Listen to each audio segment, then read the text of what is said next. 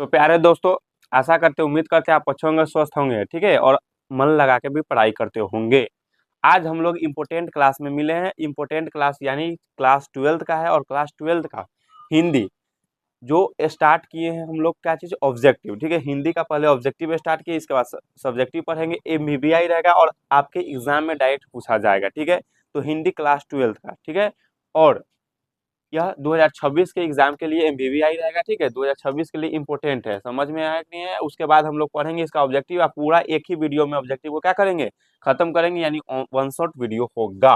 ठीक है, तो हम लोग पढ़ा पढ़ेंगे चैप्टर नंबर फर्स्ट, यानी पार्ट फर्स्ट है। पार्ट फर्स्ट का नाम है क्या चीज, बातचीत। और बातचीत का राइटर कौन है, बालकृष्ण भट्ट है। ठीक है, तो इसके बारे में हम लोग पूरा ऑब्जेक्टिव पढ़ेंगे। ठीक है, इससे पहले हम लोग कुछ इसके बारे में जान लेते हैं। इनका जन्म कहाँ हुआ, इधर का हुआ है। ठीक है, तो यह एक निबंध है। ठीक है, बालकृष्ण भट्ट यानी बातचीत जो है, बातचीत क्या क्या है, तो एक निबंध है। ठीक है, वह कहानी कैसा है, तो बातचीत कहानी कैसा है, तो निबंध है। ठीक है, और बालकृष्ण भट्ट इनके राइटर है, बालकृष्ण भट्ट। इनके राइटर कौन है, बालकृष्ण भट्ट। और बालकृष्ण भट्ट का जो जन्म हुआ है 23 जून 1844 में हुआ है। ठीक है, 23 जून 1844 को बालकृष्ण भट्ट का जन्म हुआ। और मृत्यु कब हुआ, तो 20 जुलाई 1914 को मृत्यु हुआ है। ठीक है, और बालकृष्ण भट्ट जो है वो कहाँ रहते थे, तो निवास स्थान है इलाहाबाद के उत्तर प्रदेश। ठीक है, इलाहाबाद उत्तर प्रदेश में। ठीक है, उत्तर प्रदेश में इलाहाबाद में रहते थे। ठीक है, बालकृष्ण भट्ट का निवास स्थान कहाँ है, तो इलाहाबाद उत्तर प्रदेश। ठीक है, और माता के नाम क्या है, तो पार्वती देवी। और पिता के नाम है तो बेनी प्रसाद भट्ट। ठीक है, तो बालकृष्ण भट्ट के माता का नाम क्या है, तो पार्वती देवी है, और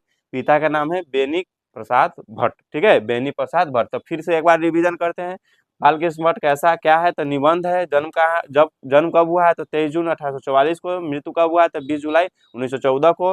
निवास स्थान कहाँ है, तो इलाहाबाद उत्तर प्रदेश में। माता का नाम पार्वती देवी और पिता का नाम बेनी प्रसाद भट्ट। ठीक है, अब बालकृष्ण भट्ट है क्या, तो गद्यकार है। बालकृष्ण भट्ट है क्या, तो गद्यकार थे। ठीक है, क्या थे बालकृष्ण भट्ट, तो गद्यकार थे। ठीक है, बालकृष्ण भट्ट क्या थे, तो गद्यकार थे। ठीक है, चलिए उसके बाद देखते हैं। ठीक है, हम लोग फर्स्ट क्वेश्चन पढ़ेंगे, फर्स्ट ऑब्जेक्टिव बहुत ही शानदार तरीके से, कि बातचीत शीर्षक निबंध के अनुसार जो कुछ मवाद या धुआं जमा रहता है वह भाप बनकर निकल पड़ता है, कैसे। ठीक है, बातचीत शीर्षक निबंध के अनुसार, बातचीत में हम जो पढ़े हैं वह निबंध के अनुसार जो कुछ मवाद या धुआं जमा रहता है वह भाप की तरह बनकर निकल जाता है। यह क्वेश्चन में बताया गया, यानी चैप्टर में पढ़ाया गया है, वह कैसे। ठीक है, तो बहस करके। ठीक है, जब बहस आप कीजिएगा, किसी से बहस कीजिएगा तो सीधा बातचीत बुझाएगा, ऊपरे ऊपरे उड़ रहा है, यानी नहीं समझे, किसी से बहस होता है तो पते नहीं चलता कि कौन सी बात क्या कर रहा है, कि नहीं। बहस का मतलब कुछ कुछ बात होता हुआ सीधे ऊपर की तरफ बुझाता है, भाप बन के उड़ रहा है।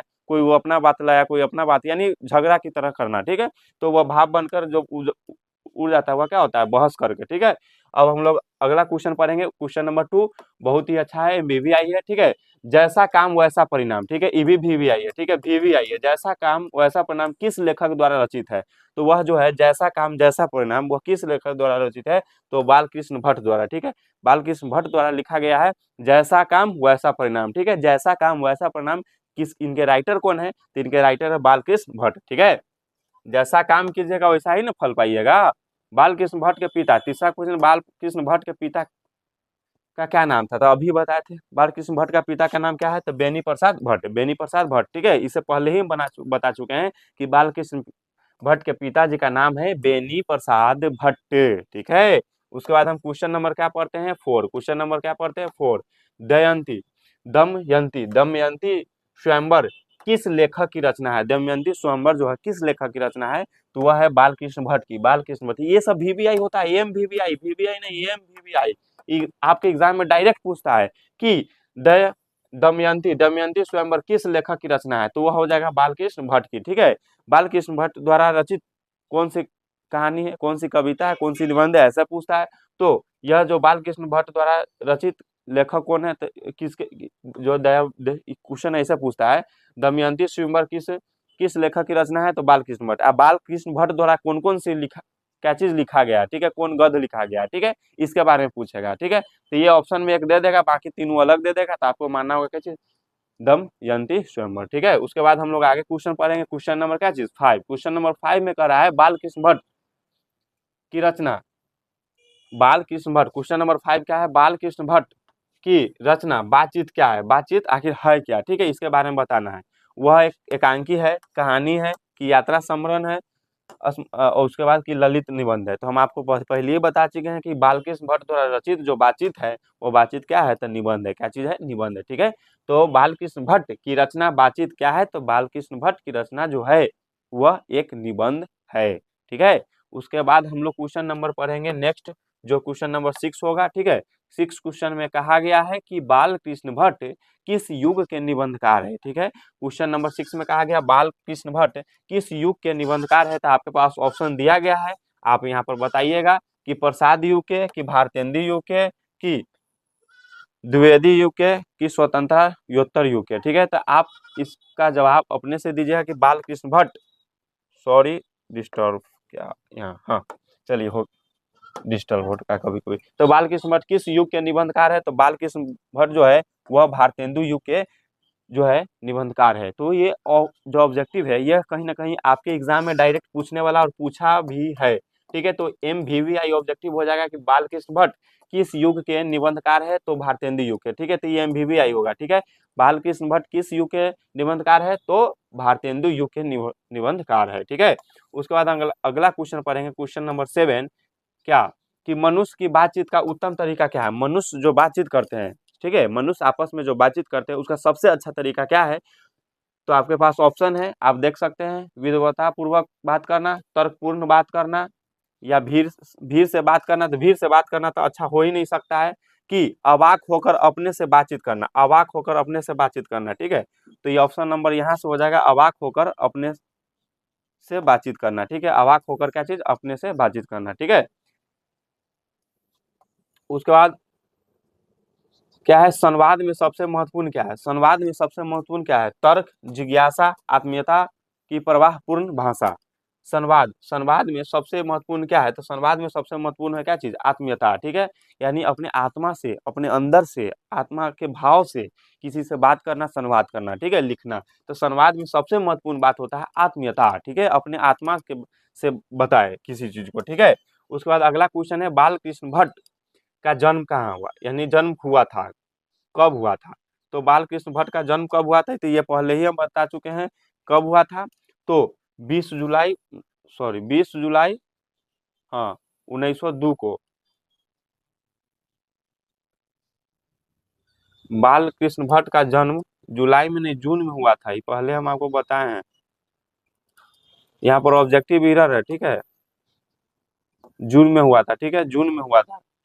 जन्म कब हुआ था, 23 जून 1844 को हुआ था। ठीक है, तो यहाँ जो ऑब्जेक्टिव होगा यहाँ पर, हाँ 23 जून यहाँ पर गलत होगा, 23 जून 1844 को होगा। ठीक है, 23 जून 1844 को होगा। ठीक है, उसके बाद क्या है कि संयोगिकता स्वयंवर की रचना है, संयोगिकता स्वयंवर की रचना किसकी है, तो यह जो होगा संयोगिकता स्वयंवर की रचना किसकी होगा हो, तो श्री निवास दास जी के होगा। ठीक है, तो अब हम लोग अगले क्वेश्चन पढ़ेंगे। ठीक है, अगला क्वेश्चन क्या है, तो अगला क्वेश्चन जो है 11th क्वेश्चन है कि कौन सी रचना बालकृष्ण भट्ट की नहीं है, कौन सी रचना इसमें से है। ये ऑब्जेक्टिव, ये कहीं ना बहुत ज्यादा MVVI है। ठीक है, बहुत ज्यादा MVVI है, और ये पूछता है डायरेक्ट, आप पूछेगा इस बार 2026 के लिए MVVI रहेगा, इंपोर्टेंट रहेगा। ठीक है, 2026 के लिए क्वेश्चन क्या रहेगा, इंपोर्टेंट रहेगा। क्या कि कौन सी जो रचना है, कौन सी रचना बालकृष्ण भट्ट की नहीं है, कौन सी रचना बालकृष्ण भट्ट की नहीं है। तो आपको बताना है कि नूतन ब्रह्मचारी, 100 अजान एक सुजान, सद्भाव का अभाव, और परीक्षा गुरु। तो ये परीक्षा गुरु जो है ना वह बालकृष्ण भट्ट की नहीं है, लेकिन आपको ये तीनों याद रखना है। ठीक है, कि यह तीनों जो है वह बालकृष्ण भट्ट की रचना है। ठीक है, यानी नूतन ब्रह्मचारी किसकी रचना है, बालकृष्ण भट्ट की।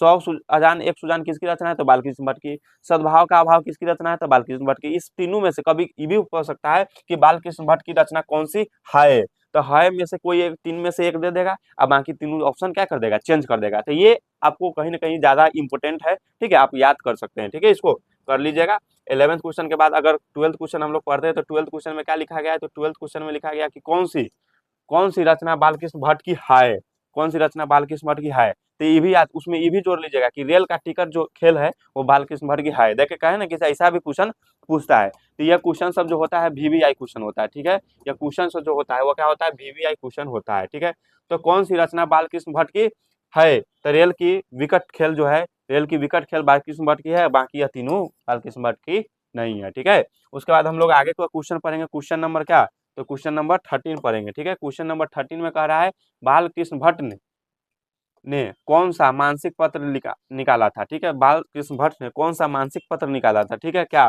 प्रताप निकाला था, करमवीर निकाला था, कि हिंदी प्रदीप निकाला, कि ज्योत्सना निकाला है। लेकिन हम आपको बता दें कि बाल कृष्ण भट्ट जो है वह हिंदी प्रदीप मासिक पत्र निकाला है, ठीक है। हिंदी प्रदीप मासिक पत्र निकाला है, ठीक है। बालकृष्ण भट्ट कौन से पत्र निकाले है मासिक पत्र, तो हिंदी प्रदीप, ठीक है। उसके बाद अगला क्वेश्चन हम लोग पढ़ेंगे, क्वेश्चन नंबर क्या चीज 14। क्वेश्चन नंबर 14 क्या कह रहा है कि बातचीत किस विद्या की रचना है, बात किस विद्या की रचना है, ठीक है। तो बातचीत क्या है, निबंध है, बातचीत निबंध है, ठीक है। ये पहले ही बता चुके हैं। और 15 क्वेश्चन पढ़ेंगे कि रॉबिन्स क्रूसो ने 16 वर्ष के उपरांत किसके मुख से एक बात सुनी। रॉबिन क्रूसो ने 16 वर्ष के उपरांत किसके मुख से एक बात सुनी, तो यह बताना आपको फराडे के, यही होगा फराडे की, तो संडे होगा नहीं, एडिशन होगा नहीं, स्टिल होगा नहीं। तो रॉबिन क्रूसो ने 16 वर्ष के उपरांत किसके मुख से एक बात सुनी। तो रॉबिन क्रूसो हम पढ़े हैं बातचीत में कि रॉबिन क्रूसो जो है वह 16 वर्ष बाद मनुष्य के मुख से एक बात सुनी है। तो 16 वर्ष बाद किस मुख से एक बात सुनी है, तो वह फराडे के मुख से एक बात सुनी है, ठीक है, ठीक है। उसके बाद हम लोग क्वेश्चन पढ़ेंगे अगला 16 क्वेश्चन, ठीक है। 16 क्वेश्चन में दिया गया है कि बातचीत शीर्षक निबंध के निबंधकार कौन है। तो बातचीत शीर्षक निबंध के निबंधकार कौन है, बालकृष्ण भट्ट है। एकदम आसान क्वेश्चन था, ठीक है। 17 क्वेश्चन पढ़ेंगे, क्या है बातचीत के माध्यम से बालकृष्ण भट्ट क्या बात लाना चाहते हैं। बातचीत के माध्यम से बालकृष्ण भट्ट जो है क्या बात लाना चाहते हैं, तो वो बात करने की शैली लाना चाहते हैं, ठीक है। वो भाषण की शैली नहीं, संवाद की शैली नहीं, इनमें से कोई नहीं है ना ऑप्शन यहाँ। बातचीत की शैली, वह बालकृष्ण भट्ट जो है बातचीत के माध्यम से क्या लाना चाहते हैं, तो वो बातचीत की शैली, किसे हमको कैसे बात करना चाहिए, कितने आदमी में अच्छे तरीका से बात करना चाहिए, ठीक है। और अब पढ़ेंगे हम लोग पढ़ेंगे क्या चीज, भट्ट जी यानी बालकृष्ण भट्ट जी को किसने अंग्रेज साहित्य के एडिशन और स्टील की श्रेणी में रखा, किसने, तो वह जो होगा आपको ऑप्शन रामचंद्र शुक्ल ने, ठीक है, रामचंद्र शुक्ल ने। तो बालकृष्ण भट्ट जी को किसने अंग्रेजी साहित्य के एडिशन और स्टील की श्रेणी में रखा, तो वो हो जाएगा रामचंद्र शुक्ल ने, ठीक है। उसके बाद हम लोग आगे क्वेश्चन पढ़ेंगे क्या चीज 19 नंबर क्वेश्चन कि बालकृष्ण भट्ट का निवास स्थान कौन सा है। बालकृष्ण भट्ट कहाँ रहते थे, तो आपको बताया है ना उत्तर प्रदेश यानी लखनऊ, इलाहाबाद उत्तर प्रदेश में रहते थे, ठीक है, इलाहाबाद उत्तर प्रदेश, ठीक है। उसके बाद बालकृष्ण भट्ट ने किस पत्रिका का संपादन किया, तो हिंदी प्रदीप, ये पढ़ चुके हैं, ठीक है, हिंदी प्रदीप, ठीक है। और 21 में है बालकृष्ण भट्ट ने हिंदी प्रदीप नामक मासिक पत्र निकालना कब प्रारंभ किया। ये इंपोर्टेंट क्वेश्चन है, ठीक है। हम ये तो पढ़े कि हिंदी प्रदीप वह निकाले हैं, लेकिन कब निकाले हैं, तो 1877 में, ठीक है। बालकृष्ण भट्ट ने हिंदी प्रदीप नामक मासिक पत्रिका निकालना कब कब प्रारंभ किया, शुरू किया, तो वो होगा कि इसे मासिक पत्र कब बालकृष्ण भट्ट ने शुरू किया, तो 1877 में, ठीक है। बालकृष्ण भट्ट कब मासिक पत्र शुरू किया, तो 1877 में निकालना, ठीक है। उसके बाद हम अगला क्वेश्चन पढ़ेंगे, कौन सी रचना बालकृष्ण भट्ट द्वारा रचित नहीं है, कौन सी रचना बालकृष्ण भट्ट द्वारा रचित नहीं है, कौन सी। इस भी ऐसा तो क्वेश्चन आपके एग्जाम में रहबे करेगा, 100% रहेगा, 100%, ठीक है। तो बालकृष्ण भट्ट द्वारा रचित नहीं है, कौन सी रचना रचित नहीं है, तो आपके ऑप्शन में पद्मावती, वेनी संहार और मेघदूतम। तो मेघदूतम ये नहीं है, ठीक है, मेघदूतम नहीं है, ठीक है। बाकी सब है, पद्मावती है, वेनी संहार है, मेघनाथ का वध है, लेकिन जो मेघदूतम है वह नहीं है, ठीक है। तो अगला क्वेश्चन हम लोग पढ़ेंगे 23 क्वेश्चन कर रहा है, कौन सा उपन्यास बालकृष्ण भट्ट द्वारा रचित है, कौन सा उपन्यास बालकृष्ण भट्ट द्वारा रचित है। मैला अंचल, गोदान, 100 सुजान की एक सुजान, तो पढ़े हैं ना हम लोग 100 सुजान की एक सुजान, तो 100 सुजान की एक सुजान जो है बालकृष्ण भट्ट द्वारा रचित है, ठीक है। उसके बाद हम 24 क्वेश्चन पढ़ेंगे कि 24 क्वेश्चन में कहा है नाटक के प्रारंभ में होने वाली मंगल पाठ को क्या कहते हैं, कहा जाता है। तो नाटक के प्रारंभ में जो होता है, शुरू में होता है, नाटक जब होता है उसके शुरू में कौन सा पाठ होता है, तो कौन सा पाठ होता है, तो हम लोग जानते हैं क्या चीज, नांदी पाठ होता है। कौन सी पाठ होता है, नांदी पाठ, ठीक है, नांदी पाठ होता है, ठीक है। तो नाटक के प्रारंभ में होने वाली मंगल पाठ को क्या कहा जाता है, तो नाटक के प्रारंभ में होने वाली मंगल पाठ को क्या कहा जाता है, नांदी पाठ, ठीक है, क्या कहा जाता है, नांदी पाठ। उसके बाद हम लोग 25 क्वेश्चन पढ़ना है कि रॉबिन्स क्रूसो को कब तक मनुष्य का मुख देखने को नहीं मिला। तो रॉबिन्स क्रूसो को जो है 16 वर्ष तक 16 वर्ष तक मनुष्य का मुंह देखने को नहीं मिला। ठीक है, मनुष्य का मुख जो है वह देखने को नहीं मिला था। ठीक है, उसके बाद 26 क्वेश्चन है कि बोलने से ही मनुष्य के रूप का साक्षात्कार होता है। ये VVI क्वेश्चन होगा। ठीक है, बोलने से ही आप कैसे बात करते हैं, आपके विचार से, आपको बोली से मनुष्य के रूप का साक्षात्कार होता है कि आप कैसे बोलते हैं, आप कौन सा मनु यानी अच्छे हैं यानी पढ़े लिखे हैं या नहीं, सब चीज आपके क्या गुण है, ठीक है, रहने का बोलने का तरीका वही होता है, मनुष्य के बोलने से ही होता है। तो बोलने से ही मनुष्य के रूप का साक्षात्कार होता है। यह किसने कहा? तो यह जो है वह बेन जॉनसन ने कहा। ठीक है, किसने कहा? तो बेन जॉनसन ने कहा। ठीक है, किसने कहा? बेन जॉनसन ने कहा कि मनुष्य का जो है साक्षात्कार उनके बोलने से ही होता है। ठीक है, बोलने के रूप से ही होता है। तो बेन जॉनसन ने बोला है। ठीक है, और उसके बाद 27 नंबर क्वेश्चन पढ़ेंगे। 27 में क्वेश्चन में क्या है? तो असल असल बातचीत है वह सिर्फ दो व्यक्तियों में ही हो सकती है, या किसका मत है? असल बातचीत देखिए किनके द्वारा बताया गया है कि असल बातचीत दो व्यक्तियों में हो सकता है। तो एडिसन के द्वारा बताया गया कि असल बातचीत सिर्फ दो व्यक्तियों के बीच में हो सकता है, क्योंकि अच्छे से बात करेगा। ठीक है, उसमें तीसरा घुसेगा कि गड़बड़ा जाएगा। ठीक है, और ज्यादा होगा तो और गड़बड़ा जाएगा, है नहीं, बकवास हो जाएगा फिर। ठीक है, उसके बाद हम लोग पढ़ेंगे 28 नंबर क्वेश्चन। ठीक है, 28 क्वेश्चन में क्या कर रहा है कि एडिसन के अनुसार असल बातचीत कितने लोगों के बीच हो सकती है? ठीक है, कितने लोगों के बीच होती है? तो एडिसन के अनुसार असल बातचीत कितने लोगों के बीच होती है? दो लोगों के बीच होती है। अब हम लोग पढ़ेंगे नेक्स्ट क्वेश्चन 29। ठीक है, 29 में बातचीत से किस प्रकार का हो जाता है? बातचीत से मन किस प्रकार का हो जाता है? बातचीत से मन हल्का हो जाता है, अच्छा हो जाता है, स्वस्थ हो जाता है। तो कहाँ लिखा है? सी, ऑप्शन नंबर सी। यानी बातचीत से जो मन होता है, देखिए कभी कभी होता है ना कोई कष्ट, चाहे कोई दुख या तकलीफ, बात करते करते बात करने से क्या होता है? हल्का हो जाता है, यानी तकलीफें थोड़ा कम हो जाती है, यानी वो आदमी भूल जाता है। ठीक है, ठीक है, तो यही बात है कि से अपने तकलीफ थोड़ा भूल जाते हैं, तो बातचीत से क्या हो जाता है? मन तनका हल्का हो जाता है और स्वस्थ हो जाता है। किसी भी बात को मन में दबाए रखिएगा तो फिर टेंशन में पड़ जाइएगा। ठीक है, तो टेंशन में रहने का नहीं, टेंशन लेने का नहीं, टेंशन देने का। उसके बाद क्या क्वेश्चन है कि किसके न होने से सृष्टि गूंगी प्रतीत होती है?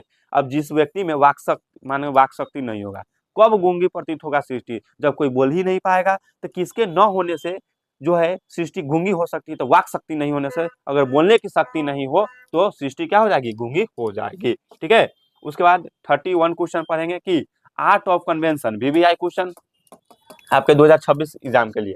आर्ट ऑफ कन्वेंशन कहाँ के लोगों में सर्वाधिक प्रचलित है? तो आर्ट ऑफ कन्वेंशन कहाँ के लोगों में?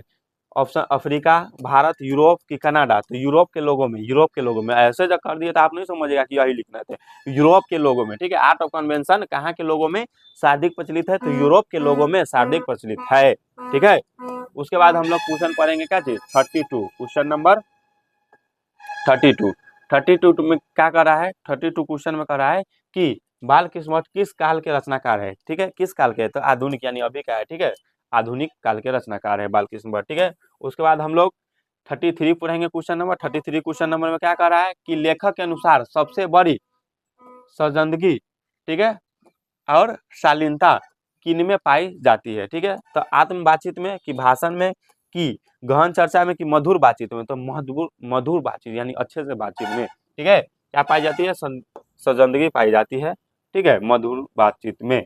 34 क्वेश्चन पढ़ेंगे। 34 क्वेश्चन क्या कर रहा है? तो 34 क्वेश्चन कर रहा है लेखक ने किस प्रकार की बातचीत को बतकही कहा है? ठीक है, तो बताइएगा व्यवसायिक बातचीत को क्या अपने व्यवसाय के बारे में बातचीत करेगा तो उसको बतकही कहा जाएगा? कि अशिक्षित लोगों की, कि शिक्षित लोगों की, सहेलियों की? देखिए सहेली को नहीं कह सकते, सहेली को तो अच्छा बताया गया है। ठीक है, एकदम घुल मिल के बात करते हैं। और शिक्षण लोगों की और अशिक्षण लोगों की, यानी शिक्षा यानी शिक्षित लोगों की, यहाँ पर शिक्षित होगा। ठीक है, शिक्षित लोगों की, तो शिक्षित लोग तो अच्छे बात करेंगे, तो उनको तो बतकही नहीं कहा जा सकता। भाई अपने व्यवसाय के बारे में कोई बातचीत कर रहा है तो उसको बतकही कहेगा? नहीं, आप अपने व्यापार के बारे में बातचीत कर रहा है तो ऑप्शन नंबर हो जाएगा क्या जी? बी, अशिक्षित लोगों को। जो पढ़ा लिखा नहीं है, जो अशिक्षित है, वो कोई बात लेकर यानी किसी का बात करते रहता है, बतकही करते रहेगा फालतू का। ठीक है, शिक्षित लोग बतकही नहीं करते हैं। ठीक है, काम करते हैं, काम पर ध्यान देते हैं। तो लेखक ने किस प्रकार की बातचीत को बतकही कहा है? तो लेखक ने अशिक्षित लोगों की बातचीत को बतकही कहा है। ठीक है, अब हम लोग आगे पढ़ेंगे ऑब्जेक्टिव 35 क्वेश्चन। ठीक है, कि लेखक ने किसकी बातचीत को रस भरी बताया? रस भरी बातचीत कौन है? रस भरी बातचीत कौन कौन रहता है, जब देखिएगा दो सहेली मिल जाएगा तो अच्छा अच्छा सुंदर सुंदर बात करते रहती है नहीं, करते रहती है। तो रस भरी बातचीत कौन करती है, तो सहेलियों की बात को क्या कहा गया है, रस भरी बात बताया गया है, ठीक है, किसको, सहेलियों की, ठीक है। जब दो सहेली आपस में बढ़ जाएगी ना तो पता नहीं कौन कौन सी बात चालू हो जाता है, ठीक है, इधर उधर के बात यानी अच्छे अच्छे बात चालू कर लेते वो अपने में, ठीक है, एकदम मीठा मीठा बोलती रहती है। तो राम रामावल, ठीक है, राम रामावल में किस प्रकार की बातचीत होती है, राम रामावल में किस प्रकार की बातचीत, यानी पता नहीं चलता है कौन सी बात हो रहा है, सिर्फ बुला रहा राम कथा बता रहे हैं नहीं, कोई बात उधर को उधर को उधर को, तो कौन सी बात है, तो चार से जब अधिक लोग आ जाएगा ना तो हो जाएगा राम रामावल, ठीक है, राम रामावल, कोई कथा के पते नहीं चलेगा, वो कथा सुना रहा है वो, ठीक है। राम रामावल में किस प्रकार की बातचीत होती है, तो चार से जब अधिक लोग हो जाते हैं तो राम रामावल बात होने लगती है, ठीक है। 36 हो गया, अब 37 पढ़ेंगे कि बातचीत का आनंद लेने के लिए क्या आवश्यक है, बातचीत का आनंद लेने के लिए आपके पास मधुर वाणी की जरूरत है, ठीक है, अच्छे वाणी की जरूरत है, अच्छे बोलने की जरूरत है, अच्छे बोलकर आप आनंद उठा सकते हैं, सिर्फ बात कर ही, ठीक है। तो बातचीत का आनंद लेने के लिए क्या आवश्यक है, तो मधुर वाणी। तो दोस्तों इतने क्वेश्चन हम लोग करवाए हैं 37, ठीक है, 37 क्वेश्चन में से ही आपके एग्जाम में पूछा जाएगा। यह अगर पढ़ लिए हैं तो आपके एग्जाम में पहला चैप्टर यानी बात जी जो चैप्टर है वो पहला चैप्टर कंप्लीट हो गया, ठीक है, इससे बाहर आपको नहीं पूछा जाएगा। समझ में आया कि नहीं आया, तो अच्छा भी लगा होगा, और अच्छा लगा है तो ज्यादा से ज्यादा इसको शेयर करेंगे और सारे बच्चे को, सारे भाई लोगों के पास पहुंचाएंगे यह वीडियो, ताकि वो भी देखें और अपना नंबर न गवाए। और साथ ही साथ आपको हर चीज का वीडियो इस पर मिलेगा, और हिंदी के सारे चीज यानी व्याकरण का भी वीडियो आपको उपलब्ध कराया जाएगा, ठीक है, और सारे सब्जेक्ट का ऑब्जेक्टिव सब्जेक्टिव MBBI कराया जाएगा इस चैनल पे, ठीक है दोस्तों। तो फिर मिलेंगे हम नेक्स्ट वीडियो में, तब तक के लिए जय हिंद जय भारत।